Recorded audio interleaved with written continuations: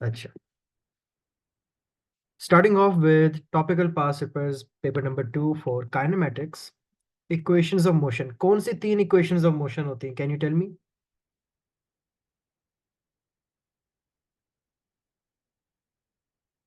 एक v is equal to u plus at, और s is equal to ut plus half at square, और 2as is equal to v square minus u square. ये आपके पास तीन equations of motion होती हैं basically, ठीक है. Now question है, state one similarity and one difference between distance and displacement. Can you tell me what is the difference between distance and displacement? जल्दी से बताएं. Sir, displacement is basically the distance in a singular in a straight line, या shortest distance जिसे कहते हैं, और हम्म.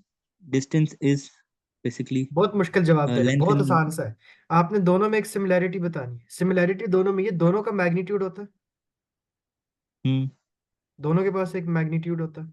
Difference ये है, डिस्टेंस जो है, it does not have a direction. लेकिन डिस्प्लेसमेंट एक वेक्टर क्वांटिटी है ना.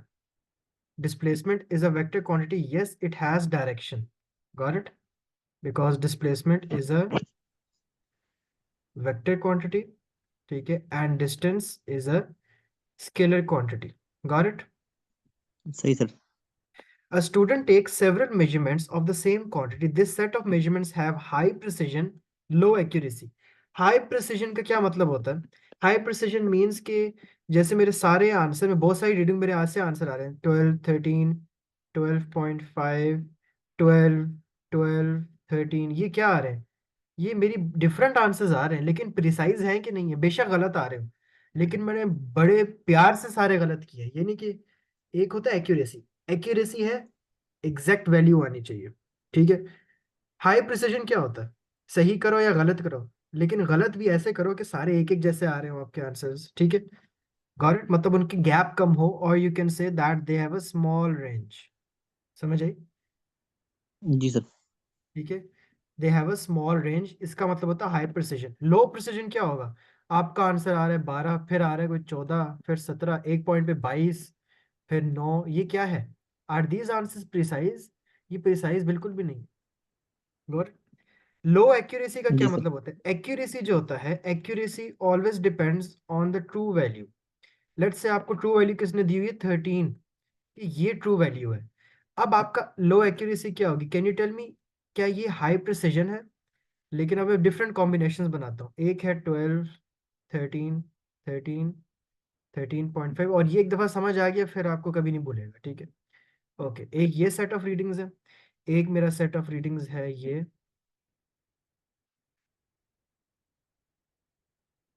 ठीक है. एक मैं कहता हूँ है ये,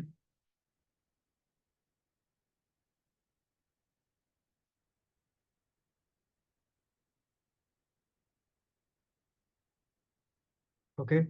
और एक मैं क्या देता हूँ, ये है, ठीक है. ये आपके पास चार सेट्स ऑफ रीडिंग है, A, B, C and D. Got it? अब इन चारों सेट्स में से पहले आप मुझे ये बताओ, सेट ए, क्या सेट ए एक्यूरेट है? ये मैंने आपको ऊपर क्वेश्चन में ट्रू वैल्यू दे दी है. बताओ, सेट ए मेरा जी सर एक्यूरेट है. है? एक्यूरेट है. जी. क्या ये प्रिसाइज है? जी सर है. प्रिसाइज भी है. दोनों की रीजन बताएं मुझे.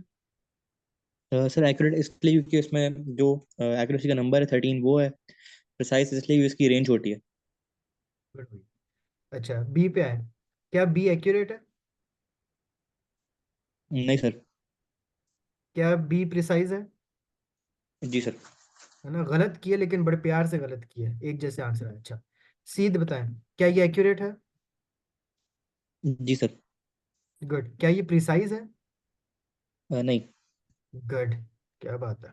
डी बताएं, क्या ये एक्यूरेट है? नहीं सर. प्रिसाइज? नहीं. आ गया समझ आपको, कॉन्सेप्ट समझ आ गई. तो वो कह रहे हैं जी हाई सर आ गया. प्रिसिजन की होगी. हाई प्रिसिजन का मतलब आप क्या लिखोगे? स्मॉलर रेंज है. लो प्रिसिजन का क्या मतलब होगा? लार्जर रेंज है. लो एक्यूरेसी का क्या मतलब होगा?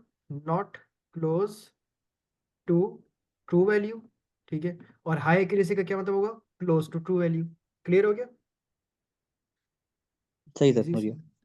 Complete table 1.1 by putting a tick in the appropriate column to indicate whether the listed quantities are scalars or vectors. Acceleration क्या है? Vector sir.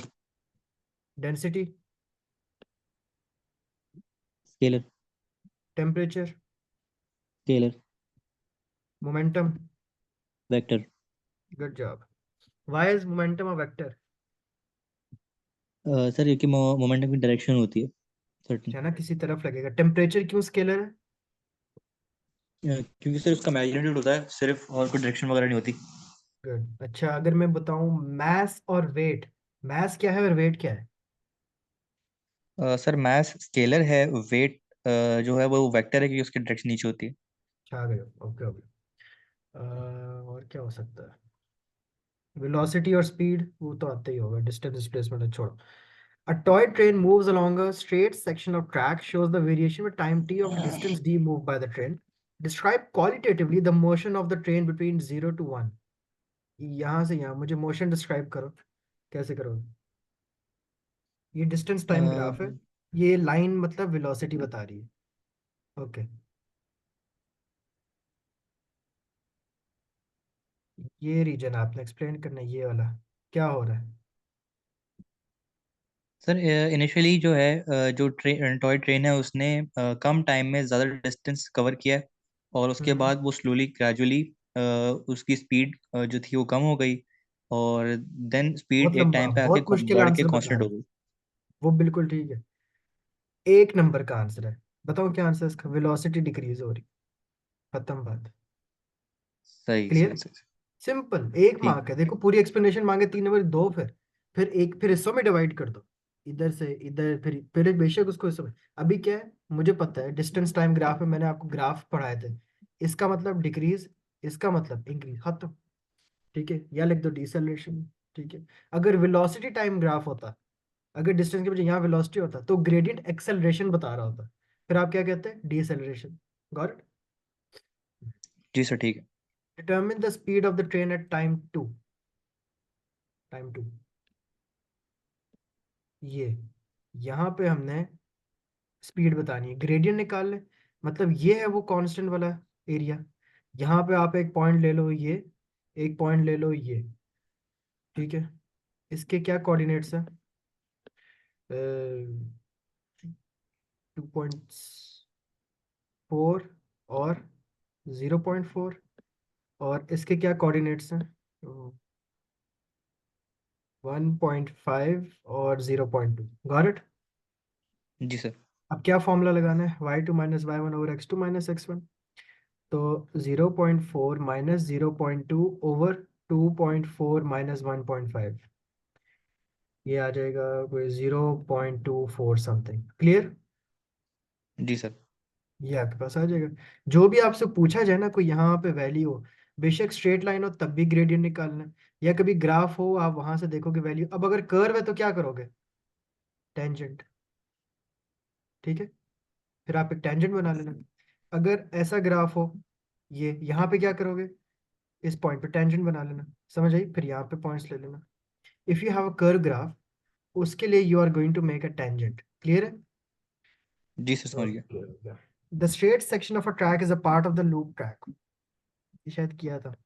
The train completes exactly one lap of the loop. State and explain the average velocity of the train over one complete lap. Let's say यहाँ से शुरू हुआ, यहीं आके खत्म हो गया। एवरेज वेलोसिटी क्या है? Sir zero. वाई? क्योंकि सर वो अपने वापस इनिशियल पॉइंट पे आ गया। Exactly exactly. अगर तो स्पीड उसने। पूछी थी, स्पीड होती है कुछ ना कुछ, डिस्टेंस पूछा तो डिस्टेंस भी होता कुछ ना कुछ। ठीक है, लेकिन डिस्प्लेसमेंट हैज अ डायरेक्शन। इधर ना उसकी प्लेस चेंज हुई है, ना डायरेक्शन बदली है, जहां आया था वहीं है। जीरो वेलोसिटी क्यों होगी आगे बताओ? कि because displacement is also zero. Clear? जी सर ठीक। Define velocity, display change in displacement. In displacement per unit time.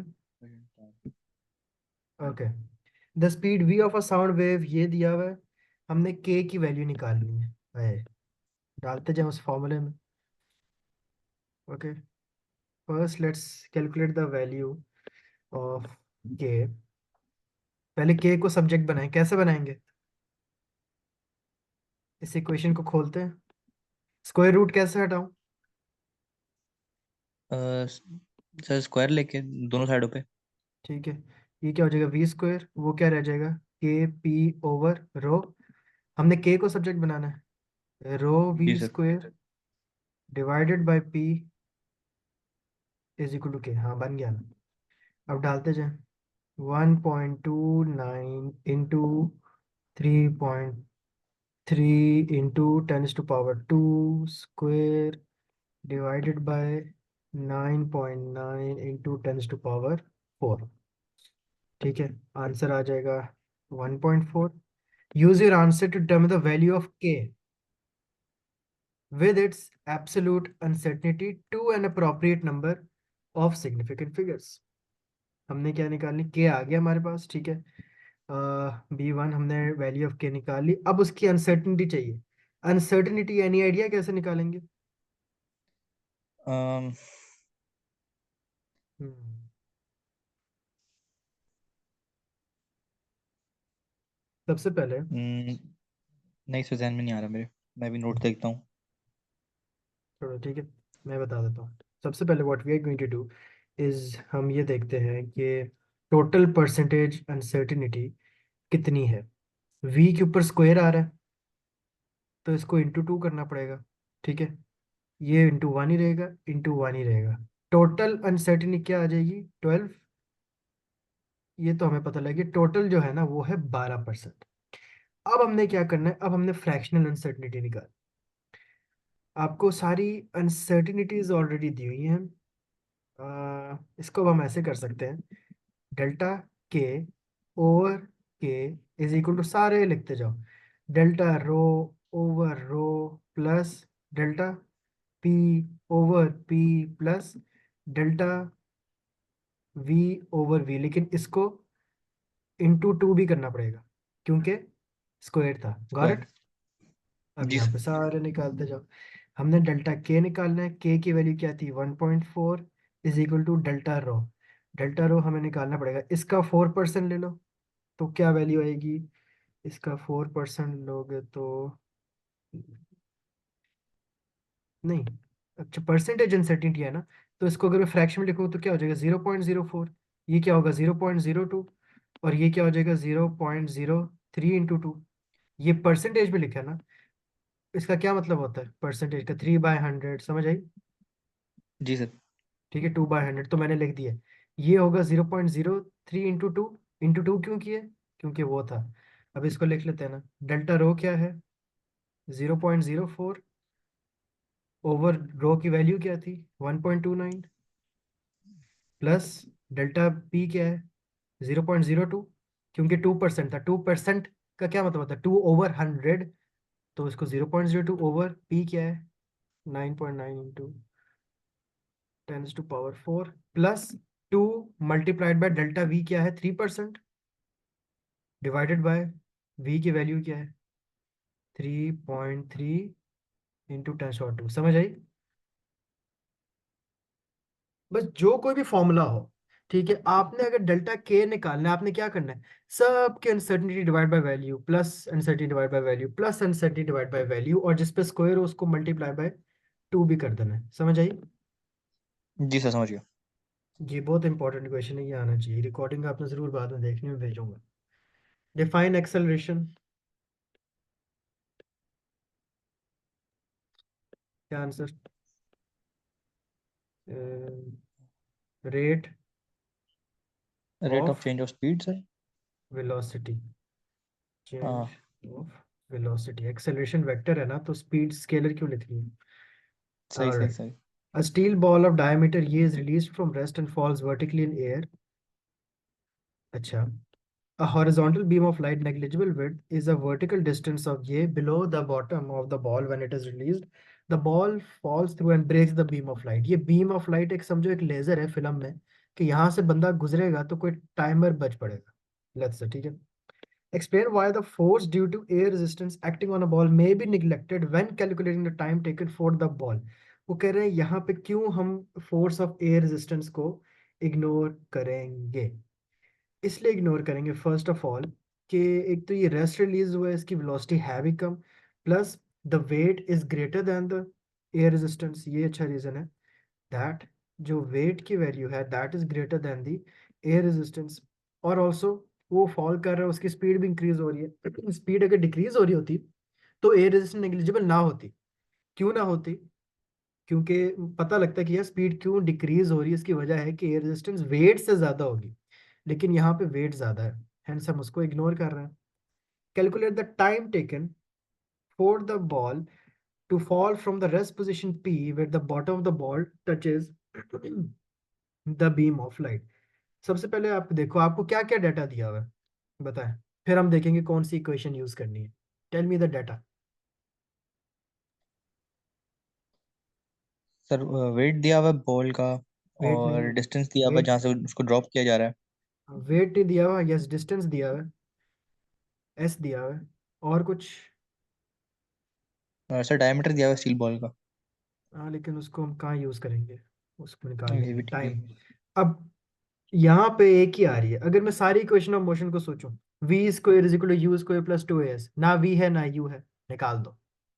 फिर आती है V square, V is equal to U plus A T, V नहीं है, यू भी नहीं है, निकाल दो। पीछे रह जाता है। अब एस किस में आता है? S is equal to U T plus half A T square. Got it? U T में कट कर रहा हूँ यहाँ से, क्यों कट कर रहा हूँ?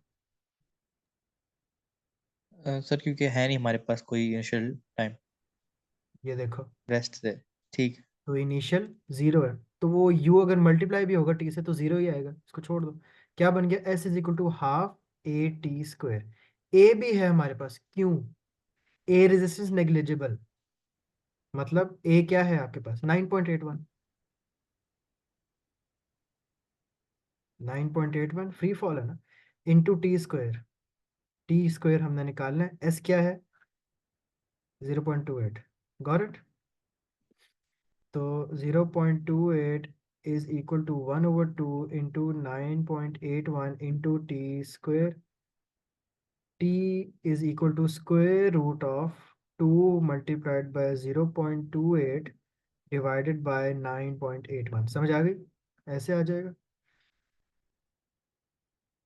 Determine the time सही। interval during which the beam of light is broken by the ball. Hmm. The time interval when it is broken by the ball.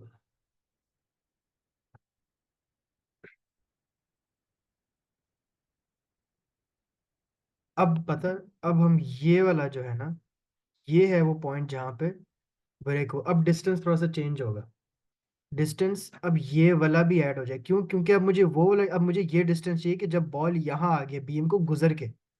समझ आई? अब जी मैं सर। बताता हूँ।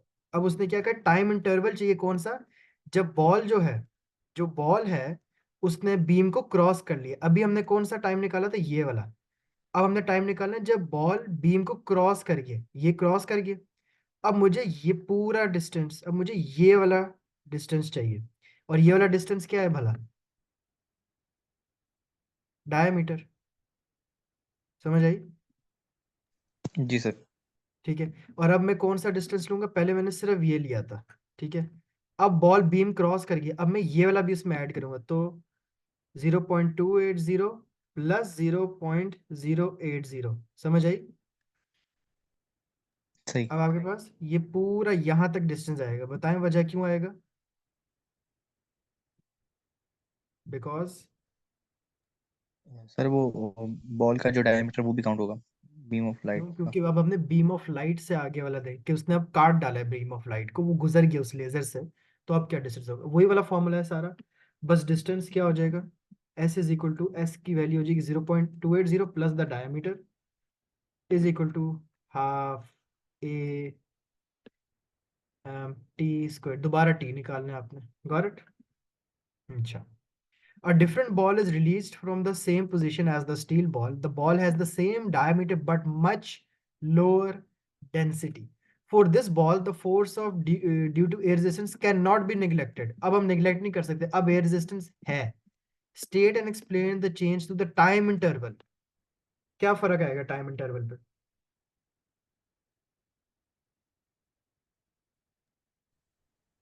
सर क्या नाम है, फाइनल वेलोसिटी भी आ जाएगी। भी हमने टाइम इंटरवल पे डिफरेंस बताना है। अब वो कह रहे हैं एक और बॉल है, ठीक है, वो भी उसी जगह पे है, लेकिन उसकी जो डेंसिटी है वो बहुत कम है। और अब एयर रेजिस्टेंस को निग्लेक्ट हम नहीं करें, मतलब एयर रेजिस्टेंस है, देखा है ना, उन्होंने कहा can not be neglected, air resistance है। सर टाइम इंटरवल अब बढ़ टाइम जाएगा। बढ़ जाएगा, क्यों बढ़ेगा, आप सही बताया। क्यों? क्योंकि आपके पास वेलोसिटी कम हो जाएगी, टाइम इंटरवल ज्यादा होगा। वेलोसिटी क्यों कम हो जाएगी? Because the upward force is also वो बढ़ रही है। इंक्रीजिंग। गुड, हम्म। सिंपल। एक्सेलरेशन क्या है, वेक्टर स्पीड क्या है, स्केलर पावर क्या है? Sir power scalar. Good. A ball is projected with a horizontal velocity of ये, ठीक है, ये आपके पास कौन सा डिस्टेंस है 0.43, हॉरिजॉन्टल या वर्टिकल? सर हॉरिजॉन्टल से। Good, S horizontal. V S vertical कौन सा होगा, ये हाइट, ठीक है, और वी वर्टिकल हम इसको कहेंगे, ये तो पता है, मैंने बताया। कैलकुलेट द, वो कह रहे हैं the ball land on horizontal with ये, calculate the time taken for the ball to fall from A to B, A to B. तो टाइम का फॉर्मूला क्या होता है?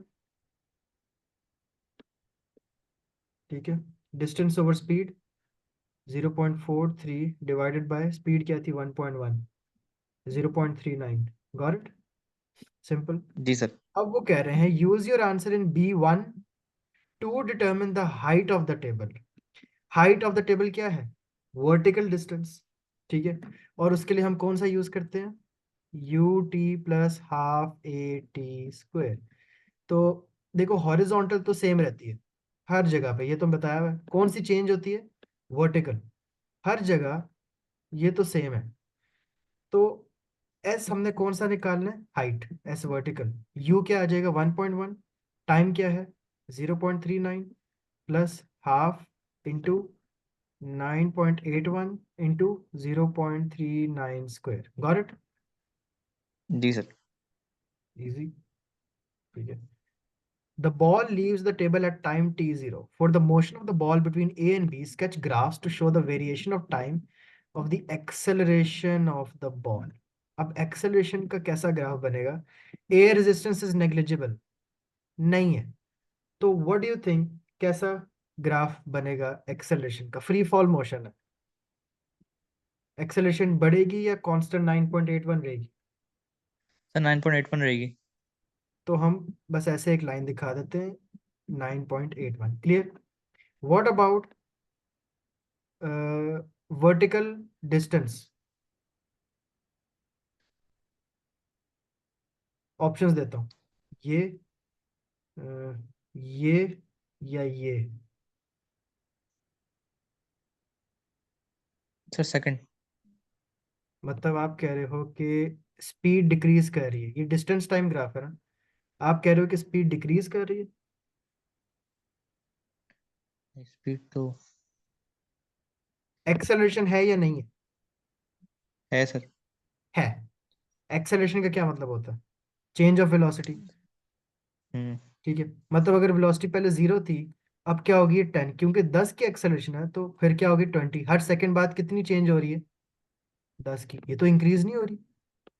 इंक्रीज हो रही है सर, कौन 23 होगा। तो ये वाला ग्राफ है, समझ आई? अगर मैं जी कहूँ सर कि समझ गया। एक्सेलरेशन नहीं है, ठीक है, एक्सेलरेशन नहीं है तो ये आएगा, एक्सेलरेशन कम हो रही है तो ये आएगा, एक्सेलरेशन है, एक्सेलरेशन है का मतलब क्या है? वेलोसिटी चेंज हो रही है, तो ये आएगा। सही। समझ आई? अगर यहाँ पे जी सर समझ गया। वेलोसिटी दिया होता, ठीक है, अगर यहाँ वेलोसिटी दिया होता तब 1 आता, क्योंकि वेलोसिटी बस इंक्रीज हो रही है, 10 हो रही है, फिर 20 हो रही है, फिर ये हो रही है, फिर ये हो रही है। और अगर मैं कहता वेलोसिटी टाइम ग्राफ में कि एक्सेलरेशन नहीं है, तो कैसी लाइन आती? ऐसे करके, वेलोसिटी टाइम ग्राफ में। Got it? जी सर ठीक समझ गया। ये लेक्चर में जो मेरे 8 पेजेस पे सिर्फ ग्राफ के सारे कॉम्बिनेशंस बने हुए हैं, वो याद करने हैं, उन्हीं में से आ रहे हैं, उसके अलावा जी है ही जी। नहीं कॉम्बिनेशन। वो सारे कॉम्बिनेशन जो मैंने पढ़ाए थे, एक्सेलरेशन है, वेलोसिटी ये है। डिस्टेंस टाइम ग्राफ के कितने कॉम्बिनेशन थे? 4 थे। फिर स्पीड टाइम ग्राफ के कितने कॉम्बिनेशन थे? 4 थे। वो सारे पढ़ने हैं। पता होना चाहिए कि डिस्टेंस टाइम ग्राफ में जीरो एक्सेलरेशन कैसे दिखाते हैं। ठीक है, पता होना चाहिए कि स्पीड टाइम ग्राफ में जीरो एक्सेलरेशन कैसे होगी। It's different. ठीक है। A ball of greater mass is projected from the table with the same velocity. Air resistance अभी भी नहीं है, छोड़ो, दफा मारो। अभी से सिर्फ अभी बस मास बढ़ के वेलोसिटी सेम है। क्या इफेक्ट होगा ऑन द टाइम? टेल मी।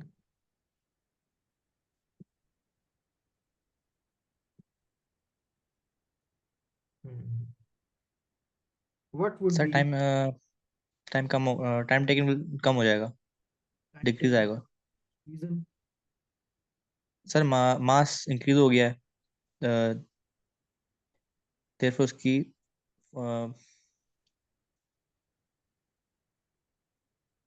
देखो, force is equal to M N. Acceleration क्या चेंज हो एक्सेलरेशन रही है? कांस्टेंट है और मास बढ़ गया। वो तो कांस्टेंट है। मास बढ़ी है, लेकिन साथ ही वो जो फोर्स है, फोर्स उसको कैंसिल आउट करी, क्योंकि फोर्स भी वही है। तो जब दो हैं, अगर आप एक्सेलेरेशन को यहाँ भी ले आओ, मास बेशक बदलते रहो, it would have no effect on time. Mass और टाइम आप इस तरह याद रखा करो। क्या ऐसा कोई फॉर्मूला है जिसमें मास और टाइम आते हैं एक साथ?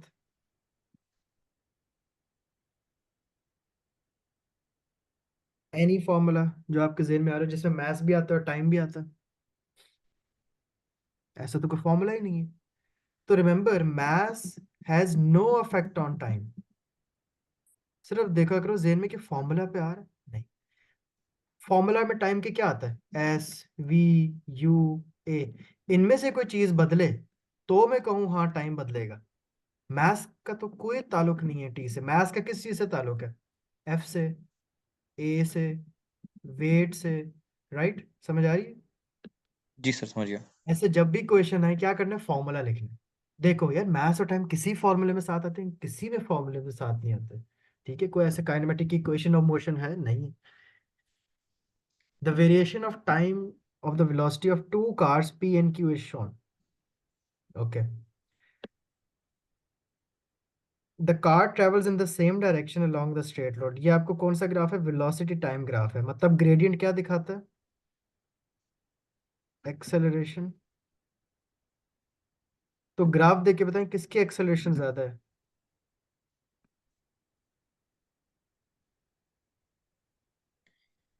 सर क्यू की।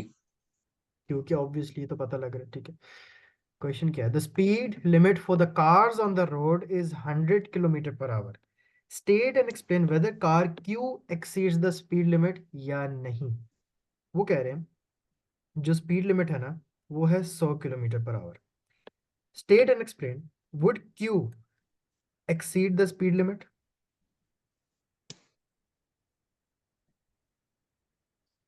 अब ये कैसे बताएंगे? जी सर, क्योंकि उसकी वेलोसिटी इंक्रीज हो रही है हर सेकंड, तो थोड़ा सा हमने प्रूव करना है। आप देखो, स्पीड किस यूनिट में है? Kilometre per our, kilometre per our. ये क्या है? मीटर पर सेकंड। हाँ, चेंज करें।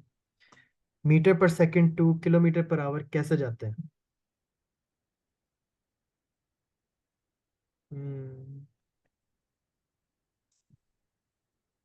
Figure out. हाँ, 1 किलोमीटर में कितने मीटर्स होते हैं? 1000। 1000 होते हैं। अच्छा, ठीक हो गया। अब 30 मीटर्स में फिर कितने किलोमीटर होंगे? 30,000। 30,000। ठीक है, 30,000। अब अगर हम इसको टाइम से डिवाइड करें, हम्म, sorry,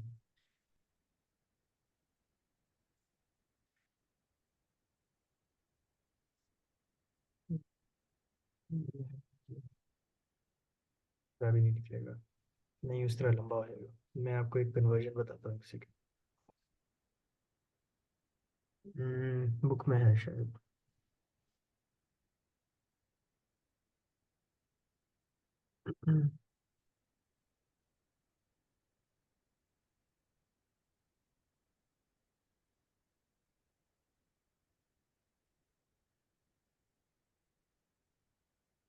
एक कन्वर्जन याद रख ले, मैं आपको रटवा देता हूँ, इजी सी है। लिख ले अपने पास, 1 metre per second is equal to 3.6 kilometre per hour. Got it? याद रख ले। वो लंबा यूनिटरी मेथड में ना पढ़ें कि जी मल्टीप्लाई बाय 3600 फिर डिवाइड बाय 1000 करना पड़ेगा, और उसमें जाने के लिए multiply by 1000 divided by 3600। Just remember this simple conversion, ये याद रहेगी। जी सर। ठीक है, क्या है? 1 metre per second is equal to 3.6 kilometre per hour. तो 30 मीटर पर सेकेंड, ठीक है, ये वाली speed would be equal to 108 kilometre per hour. मतलब कि यस, जो कार क्यू है वो 100 किलोमीटर पे क्रॉस कर गई। अब आप यहाँ पे कन्वर्जन दो, क्या लिखोगे? 1 metre per second is equal to 3.6 kilometre per hour. तो 30 metre per second would be x. अब आप एक्स निकाल के दिखा दोगे कैसे? क्रॉस मल्टीप्लाई कर लो, 30 × 3.6 डिवाइडेड बाई 1, 108। फिर यहाँ प्रूव कर दो, यस 108 है इसकी अभी स्पीड, तो yes it has exceeded. Clear? जी सर, समझ गया। गुड हो गया। Calculate the acceleration of car P.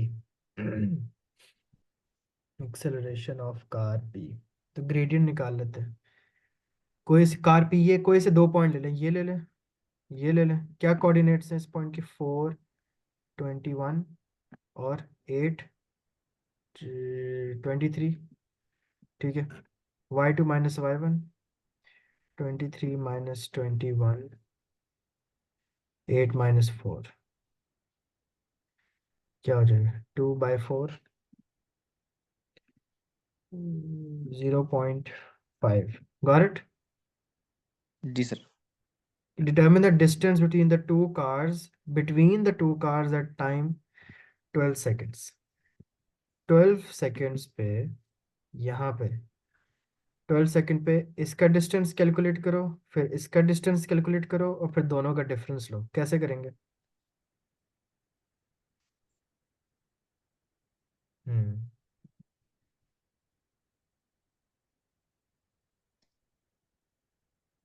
दोनों की स्पीड का फर्क लें, 30 माइनस पी की क्या है? 24, स्पीड ओवर टाइम कर दे। Got it? जी सर। तो उस तरह आपके पास डिफरेंस आ जाएगा।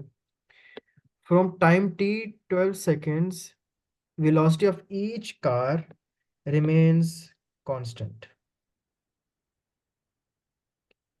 Its value, determine the time t at which car q passes car p। वो ये 6 आ जाएगा ना। डिटर्मिन द टाइम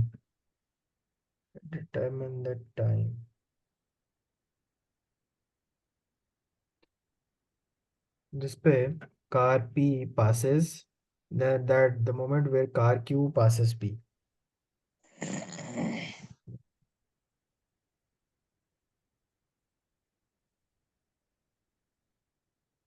एक तो ये टाइम है ना, ये दिस इज द पॉइंट जहाँ पे p ने q को क्रॉस किया।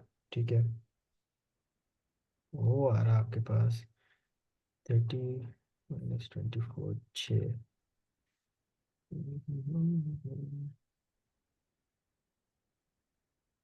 12 पे, तो इसको मैं करता हूँ। I send you the answer for this. अच्छा जी, अब ऑल इज थ्रोन, ये u आपके पास ये है, एंगल आपको दिया हुआ है। Calculate the horizontal component of u।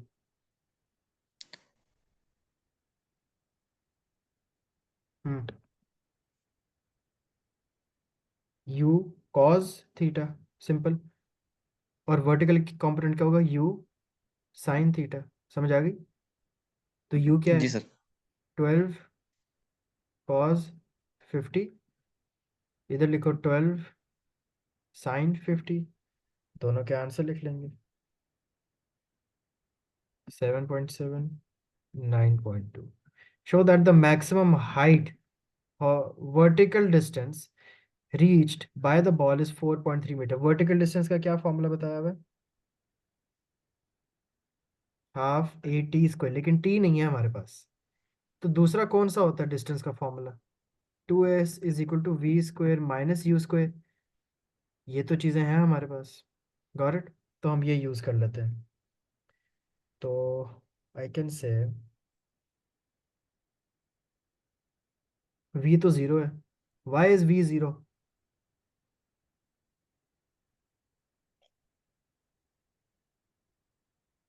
Final velocity zero क्यों है? मैक्सिमम हाइट रीच्ड, जब मैक्सिमम हाइट पहुंचेगा यहाँ पे तो वेलोसिटी यहाँ पे क्या होती है? Final zero. जीरो। ठीक है। तो ये फॉर्मूला जो होगा ये क्या बन जाएगा? सिर्फ 2as is equal to U square. तो s कैसे आ जाएगा? U square over 2a। और अब जो यू स्क्वायर है, ये मैं कौन सा वाला लूंगा, ये या ये? अब बताएं।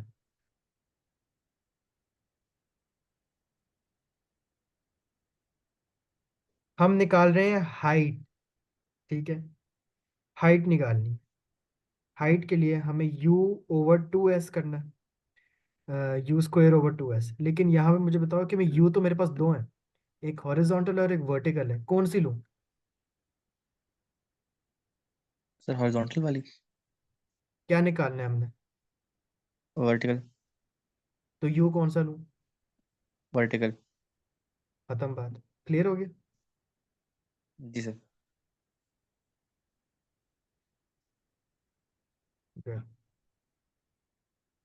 Magnitude of the displacement P Q, P Q निकालना है, ये, ठीक है। ये क्या चीज़ है? Sir horizontal distance P U का। इसके लिए क्या चाहिए होगा? कौन सी वेलोसिटी? इसमें u कौन सा लूंगा मैं, हॉरिजॉन्टल 9.2 या 7.7? 7.7।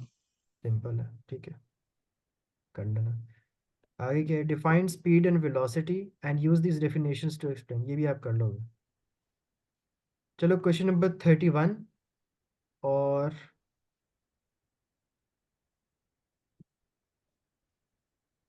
32, ठीक है, ये आप ट्राई करो अब। समझ आ गई? जी सर। आंसर्स मैंने भेजे हैं ग्रुप के ऊपर, उसको देख देख के करें। और ये मुझे अभी, आपको और क्लास है अभी? नहीं सर, और कोई क्लास नहीं। चलो कल, कल तक डेडलाइन है, कल वाली हमारी क्लास है। पहले मुझे क्वेश्चन नंबर 31 और 32 कंप्लीट चाहिए, सबमिट कर देना। Got it? ठीक है सर। ठीक ठीक सर, ऑलराइट, समझ गया। ऑफिस।